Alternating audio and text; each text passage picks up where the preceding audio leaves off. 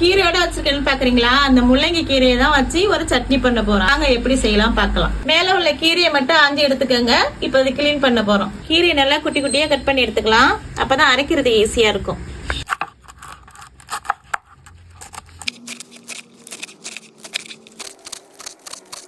நல்லா தூசி மண் இல்லாம அலசி எடுத்துக்கலாம்.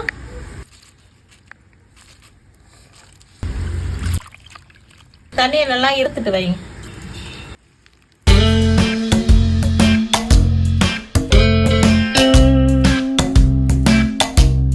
சட்டி வச்சுக்கலாம். சட்டி காஞ்சிருச்சு. இப்ப எண்ணெய் ஊத்திக்கலாம். 5 பச்சை மிளகாய் காம்பு கிள்ளி வச்சிருக்கோம், அதை இப்ப சேர்த்துக்கலாம். கடலைப்பருப்பு, உளுத்தம்பருப்பு, வேர்க்கடலை, பூண்டு, சின்ன வெங்காயம், ஜீரகம், தக்காளி சேர்த்துக்கலாம். தேங்காய் சேர்த்துக்கலாம். கருவேப்பிலை, புளி, கல்லுப்பு சேர்த்துக்கலாம். இதெல்லாம் வதக்கிங்க. முள்ளங்கீரையை சேர்த்துக்கலாம்.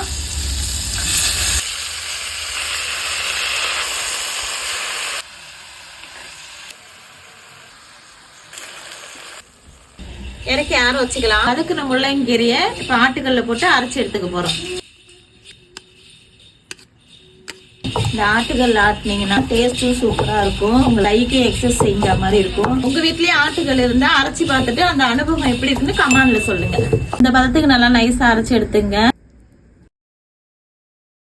அரைஞ்சிருச்சு. ஒரு பாத்திரத்தை அள்ளி எடுத்துக்கலாம்.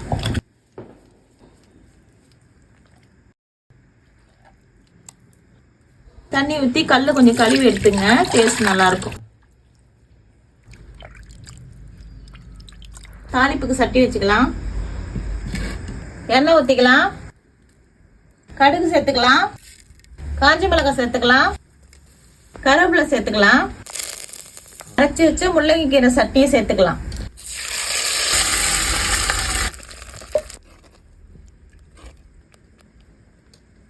சட்னி சூப்பரா ரெடி ஆயிடுச்சு. இப்ப இறக்கி வச்சுக்கலாம்.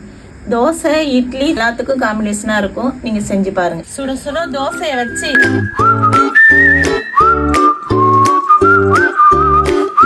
சாப்பிட்டு பார்த்தா ஆசமா அப்படிதான் இருக்கு. அது இந்த ஆட்டுக்கல்ல அரைச்ச சட்னி வேற லெவலா இருந்துச்சு. நீங்களும் செஞ்சு பார்த்துட்டு எப்படி இருந்துன்னு கமெண்ட்ல சொல்லுங்க.